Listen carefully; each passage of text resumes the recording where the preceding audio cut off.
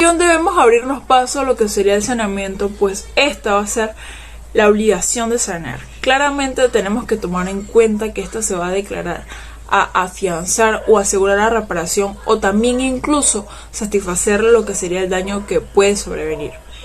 Siendo así, esto le incumbe al que será el vendedor de la cosa entregada garantizar que esto sea una posesión útil y pacífica, en donde, en caso de producirse hechos que desvirtúen dicha posesión garantizada, el vendedor tendrá la obligación de indemnizar al comprador por lo que serían los daños y perjuicios sufridos, en donde este deber de saneamiento alcanzará lo que serían 3 niveles de posible alteración, tomando en cuenta la privación de la cosa y tomando en cuenta la aparición de los gravámenes.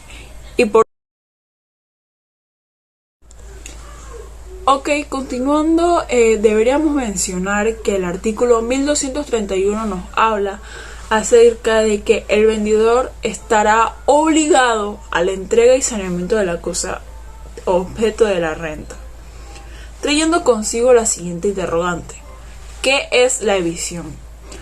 Cuando esta se da por la sentencia judicial, se da el despojo al comprador de la cosa que compró, que pertenece a un tercero, dándonos una situación jurídica que se caracteriza por la privación total o parcial de una cosa sufrida, en donde su adquiriente, en virtud de una sentencia judicial o administrativa, involucra que el saneamiento para la evicción será una obligación propiamente del vendedor, por responderle al que fue comprador por el bien que le vendió y no era suyo. Y aquí nos vamos a plantear la siguiente interrogante: ¿qué son los vicios ocultos? Estos pueden mencionar que son defectos en las cosas que pueden detectarse en el momento de la compra-venta. O sea, en el derecho, el concepto se emplea para lo que sería designar aquellos desperfectos que dan derecho a reclamar la reparación del bien o la resolución propia del contrato, en donde podemos decir que cuáles serían los bienes que pueden presentar vicios ocultos. Estos serían todos los bienes muebles como los inmuebles, o sea, que pudieran tener los vicios ocultos lo que serían los automóviles, las viviendas, los electrodomésticos y etc. En todo caso, el consumidor afectado tendrá el derecho de pedir la reparación del bien, y de no ser posible su reemplazo o la devolución del dinero pagado, se encuentra la Ley 45 del 2007, que esta nos va a dictar las normas de protección al consumidor y la defensa competencia que regula esta materia a través de lo que sería el artículo 48, el cual contempla los presupuestos básicos para que se puedan declarar la existencia de un vicio oculto en, ya sea un bien, número 1, que el bien esté presente de defectos o que tenga de carácter vicios ocultos que hagan imposible el uso al que está destinado o disminuye la calidad o posibilidad de su uso. Y 2, que el consumidor ignore tales defectos. ¿Cuánto tiempo tiene el consumidor para accionar? Esto nos dice que resulta importante resaltar que las innovaciones o las reformas sustanciales propias de la Ley 45 del 2007 a favor de los consumidores radica en la ampliación del término de la prescripción, que lo amplía a lo que serían 5 años. Es decir, que ahora el afectado contará con dicho término para presentar sus reclamaciones por la existencia de vicios ocultos, contándose en lo que sería el plazo que desde que tuvo conocimiento del hecho, de acuerdo al artículo 108, que nos dice que las obligaciones del vendedor no acaban con la entrega de la cosa. O sea, que el artículo 1244 aquí también nos habla de lo que sería el vendedor. O sea, que el vendedor le respondería a lo que sería el comprador, y por la posesión legal, pacífica de la cosa vendida. Entonces, también menciona que se responde también por los vicios y los defectos ocultos que este mismo tuviese. El saneamiento por evicción es un tema que se encuentra en nuestro Código Civil desde el artículo 1245 al 1253, donde este último es una explicación de la prescripción de dicho tema. Comencemos. El artículo 1245 explica cómo surge el saneamiento por evisión. Y esto se da cuando se priva al comprador, sea una parte o sea completamente el objeto que haya comprado.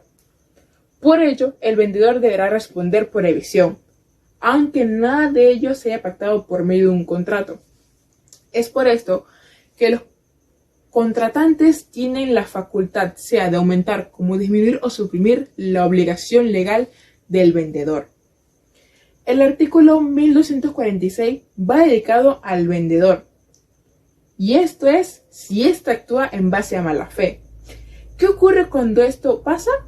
Bueno, el artículo es sencillo. Si dicha situación se da, todo pacto quedará completamente nulo. El artículo 1247 explica qué ocurriría si el comprador llegase a renunciar a su derecho de evisión.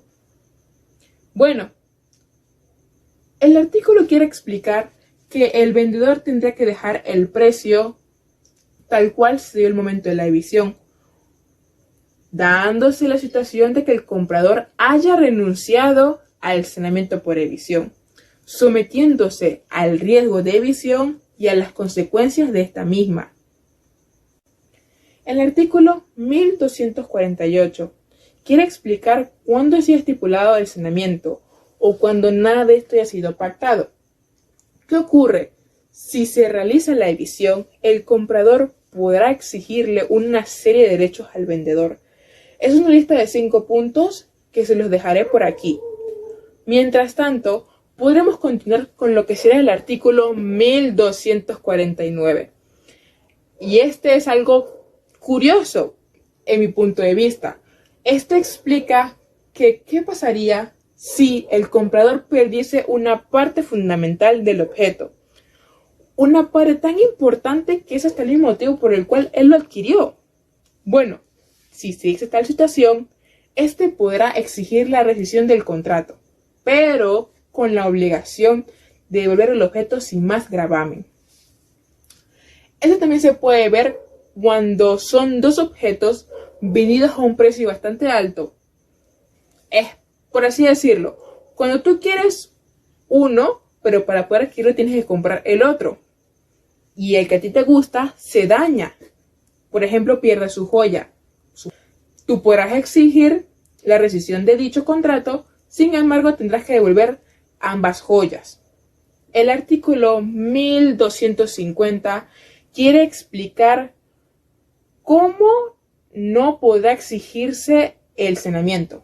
Y esto es hasta recaído una sentencia firme por la cual se condena al comprador a la pérdida de la cosa adquirida o parte de esta misma. El artículo 1251 va dedicado también al vendedor y es el cómo éste estará obligado al saneamiento. Y esto estará siempre y cuando se le haya notificado una demanda por evisión por parte del comprador.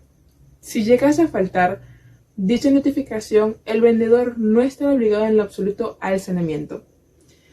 El artículo 1252 va dedicado a las fincas. El qué ocurriría si éstas estuviesen grabadas. Un ejemplo de grabadas podría ser hipotecada, sin que nada de esto esté mencionado previamente en lo que sería la escritura, o sea, sin ninguna carga o alguna servidumbre. En dicha situación, el comprador puede hacer dos cosas. Podrá exigir la rescisión del contrato, como podrá pedir la indemnización correspondiente. Y esto se hará en base al artículo 1252. El artículo 1253. Este, como mencioné anteriormente, va dedicado a lo que será la prescripción del saneamiento por evisión.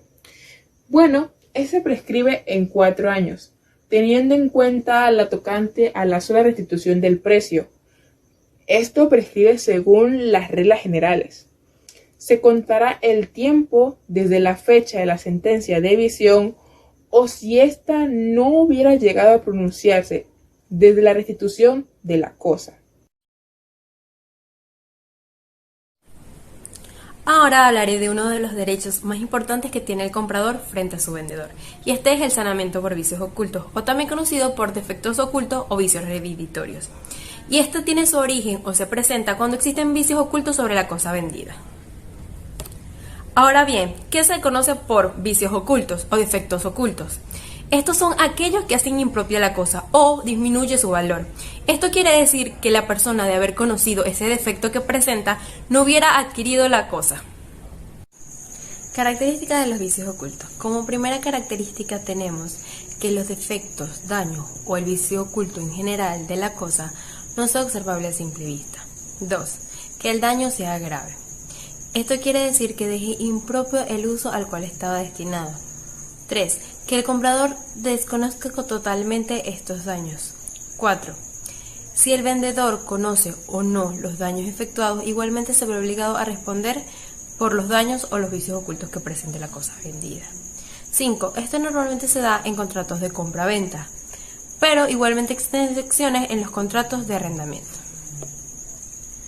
Ok, ahora para poder solicitar la acción del saneamiento por vicios ocultos, primero se requiere que el comprador alegue la existencia de vicios ocultos en la cosa comprada y que, de haberlo sabido con antelación, no hubiera adquirido el producto o hubiera pagado un menor precio. Que los vicios sean desconocidos por el comprador al momento de la venta.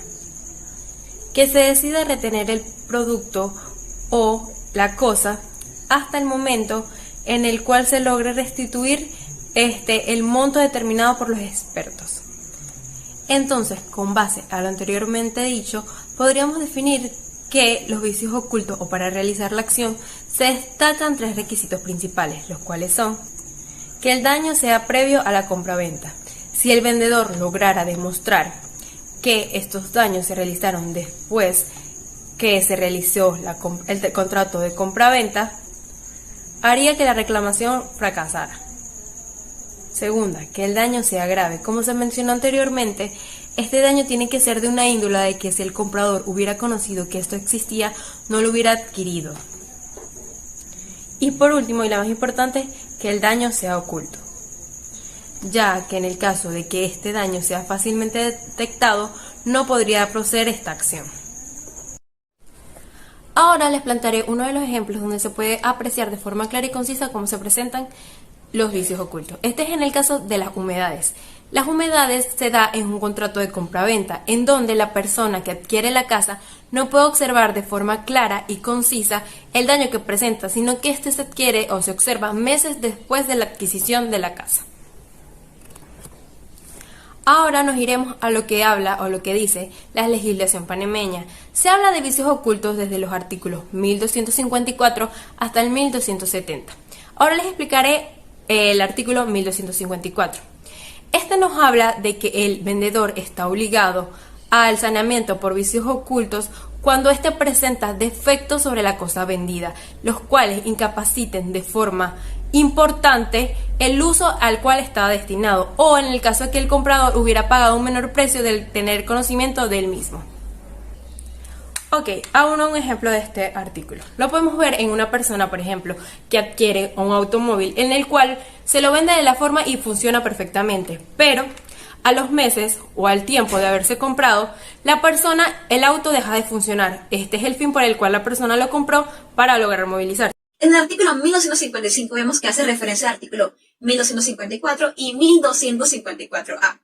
El artículo 1255 nos dice que el comprador puede elegir entre la rescisión del contrato, abonándosele así los gastos que él ha pagado, o puede hacerse una rebaja proporcional al pago que él hizo, siempre y cuando se tome en cuenta la decisión de los peritos. Si el vendedor actuó de mala fe y elige la rescisión del contrato, además de abonarle los gastos que él pagó, también se le tendrá que hacer una indemnización por los daños y perjuicios por parte del vendedor. Podríamos dar un ejemplo. Yo compré una silla, pero ¿qué sucede? Tenía un vicio oculto. Los tornillos estaban oxidados, no se podría ver a simple vista. Cuando yo me voy a sentar a ella, una vez que yo compré el objeto, se me daña, se me rompió. Había un vicio oculto. Bueno, el vendedor tiene que sanearme los vicios de esta silla, devolviéndome en sí los gastos que ya yo pagué Y si actuó de mala fe y sabía que había un vicio oculto, indemnizármelo por los daños y perjuicios. En el artículo 1256 tenemos que si el objeto se perdiere por causa de los vicios ocultos que tenía el que sufrirá la pérdida será el vendedor. Y si él actuó de mala fe, tendrá que pagar los gastos abonados en el contrato, además de restituir el precio. Y también indemnizarme por los daños y perjuicios. Pero si él no sabía de los vicios ocultos, solamente tendrá que abonarme los gastos que pagamos en el contrato y restituir el precio. En el artículo 1257 tenemos que si yo le comprase una cosa a dos vendedores, pero resulta ser que ese objeto no le pertenecía a ellos, sino a un tercero, y se me priva la utilización de la cosa, o sea que yo no tengo la posesión legal y pacífica de la cosa, entonces yo no voy a ir ante la persona que me quitó el objeto, sino que voy a ir contra los vendedores que me vendieron el objeto. Ahora tenemos aquí la duda. ¿Esto es sanamiento por evicción o no es sanamiento por vicios ocultos? Es sanamiento por evicción, pero está ubicado en la parte de los sanamientos por vicios ocultos, cuando debería estar ubicada en el sanamiento por evicción. En el artículo 1258 tenemos que cuando yo compro un objeto que tenía un vicio oculto a la hora de celebrar la compra y venta, y este se pierde por una causa fortuita o por culpa del comprador, aún así el comprador puede exigir que se devuelva lo que él pagó, siempre y cuando con la rebaja del precio que tenía la cosa a la hora de perderse. Y si el vendedor actuó de mala fe, deberá indemnizarlo por los daños y perjuicios. O sea, supongamos, yo compro un carro de segunda, y el vendedor sabía que tenía un vicio oculto, la transmisión estaba dañada, y se pierde porque viene un tornado y se lo lleva. Aún así, el comprador puede reclamar el pago que él dio con la rebaja que tenía el objeto a la hora de perderse. O supongamos que, nuevamente, la transmisión estaba dañada y me estrello, me choco, ahora sí puedo reclamarle al vendedor, ahora nuevamente, el precio que pagué con la rebaja que tenía el objeto a la hora de perderse. En el artículo 1259 tenemos que no era una responsabilidad por los daños y perjuicios cuando yo comprase el objeto en una venta judicial. ¿Y qué es una venta judicial? Es cuando la ley faculta al juez a que venda o remate varios objetos del deudor para así poder pagar una deuda al acreedor. O sea, es una venta forzosa. Y si yo compro, supongamos, una computadora en una venta judicial, eso es bajo mi propio riesgo. Si salió dañada, no es una responsabilidad por los daños y perjuicios. El artículo 1260 nos habla que lo que dice el artículo 1255 hasta el artículo 1259, estos se extinguirán al cabo de un año. ¿Y cuándo se cuenta el año? Se cuenta desde que me entregan la cosa. En el artículo 1261 ya encontramos los vicios redditorios de los animales. Este nos habla que si yo compré dos o más animales juntos a un precio alzado, pero cada uno de ellos tiene un precio por separado, solamente el animal que tenga el vicio oculto tendrá lugar a su redivisión. Pero ¿qué pasa si el comprador no podía comprar el sano sin el vicioso? O sea que compró un tiro, una yunta o una pareja. Bueno, ahí sí se le permite que el total del precio que él pagó se le haga un saneamiento. El artículo 1262 nos dice que, según el artículo anterior, no solamente será para los animales, sino también puede ser para cualquier otra cosa. El artículo 1263 nos habla que no habrá un saneamiento por vicios ocultos cuando yo haya comprado animales o ganado en lugares como ferias, subastas públicas o en caballerías enajenadas como desechos, salvo lo que diga el artículo siguiente, que sería el 1264. Según lo que dice el artículo 1264, supongamos que yo compro un caballo en la feria de Tanara, pero este caballo tiene parvovirosis. ¿Y qué nos dice el artículo 1264? Que será nulo todo contrato que yo haya hecho, siempre y cuando el animal tenga una enfermedad contagiosa. La parvovirosis es contagiosa, se puede pegar a otros animales que yo tenga en mi finca. Así que este contrato queda nulo. También el artículo 1265 nos dice que será nulo todo contrato que yo haya hecho de compra y venta de animales o ganado cuando el animal que me dan no sirve para utilizarlo para el uso que será destinado. Un ejemplo sería que yo compro un perrito, compro este perrito, lo voy a utilizar para desfiles caninos, tiene que ser de raza pura. Pero ¿qué sucede? Sucede que este perrito no es de raza pura, sino que es mixto. Puede ser un Yorkie con Pomeranian. No me sirve para el uso que ha sido destinado, así que será nulo el contrato que yo he hecho aquí. El artículo 1266 nos habla que si yo le practico un reconocimiento facultativo al animal, o sea que llevo al veterinario para que revise que el animal esté bien, que no esté enfermo, que no tenga un vicio oculto, pero el vicio oculto era tal naturaleza que no bastó, aún así cuando se le hizo un reconocimiento pericial, se tendrá como redivitorio ese vicio. Supongamos que este perrito tiene torsión de estómago. No se le pudo ver este vicio, aun cuando yo le prediqué un reconocimiento facultativo. Bueno, entonces, el vicio que tiene será redivitorio. Ahora, si en el artículo 1267, para que se practique la acción redivitoria en los animales, deberá hacerse dentro de los 40 días contándolos desde la entrega de animal. Ahora, la cantidad de días puede variar según los usos de la localidad. En el artículo 1268 nos dice que si el animal muere a los 3 días, será responsabilidad del vendedor, siempre y cuando que la enfermedad que tenía este animal haya sido anterior a la compra y venta, no después de esta. El artículo 1269 nos dice que, una vez resuelta la venta, se debe devolver el animal al vendedor y debe ser entregado en las mismas condiciones en las que fue vendido y entregado. Si el animal, por mi negligencia, sufre un daño o está herido o tiene una enfermedad que no sea parte del vicio oculto, entonces será mi responsabilidad. O sea, supongamos que el animal tenía toxiosis y yo se la tengo que entregar al vendedor para que me sane ese vicio oculto. Pero el animal llega con rabia, que no es parte del vicio oculto, entonces será mi responsabilidad. El artículo 1270 nos dice que en los vicios ocultos de los animales o ganado, también el comprador puede utilizar el artículo 1256, siempre y cuando se haga bajo las mismas acciones que diga el artículo 1256. También tenemos que ver que según el artículo 1266 nos dice que si yo contrato a un profesional en la materia para que me revise si el objeto que yo quiero comprar tiene un vicio oculto o no, pero este por su negligencia y su mala fe deja de descubrir o manifestarme que, en efecto, el objeto sí tiene un vicio oculto, entonces él será responsable por los daños y perjuicios que me causen a mí. O sea, supongamos, yo contrato a un mecánico para que me revise el carro que yo quiero comprar, pero por su mala fe, decide no decirme que sí tiene un vicio oculto, entonces él es el responsable por los daños y perjuicios que me causa.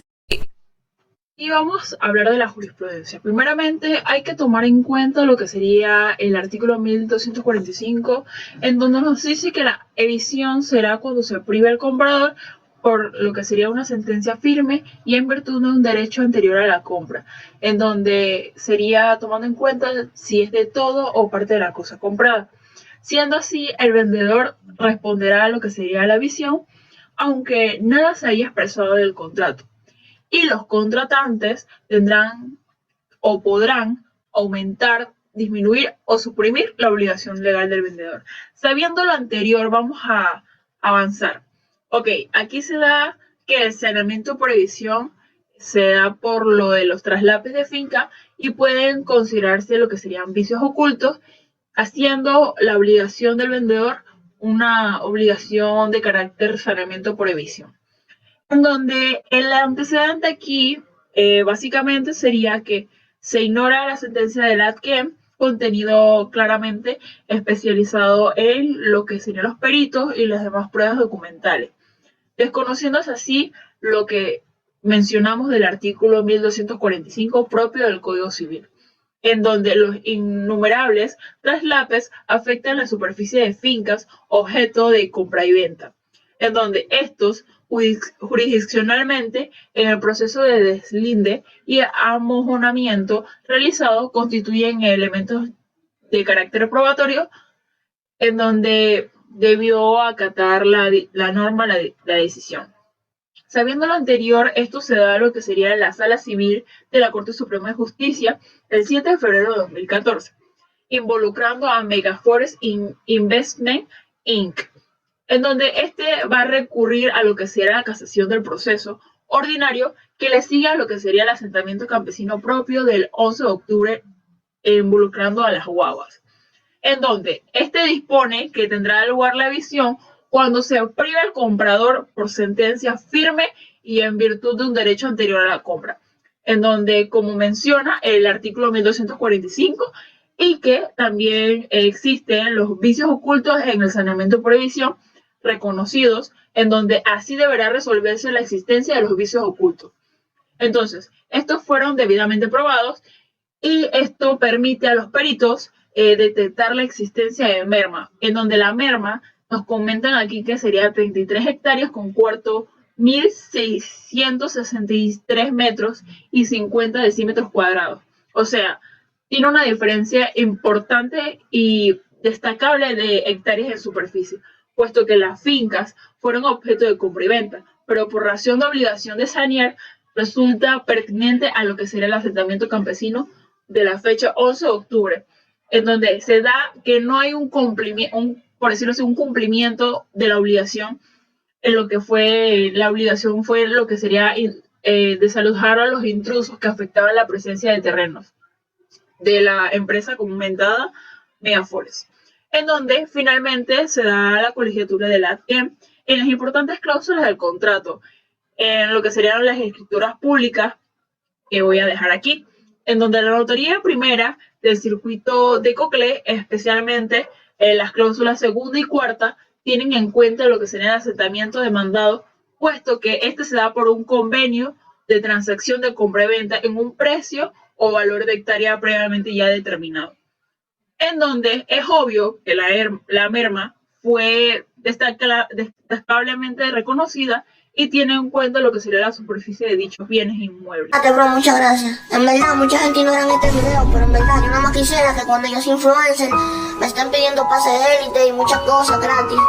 Pero gente, tranquilo que los que se quedaron les voy a regalar sus cosas.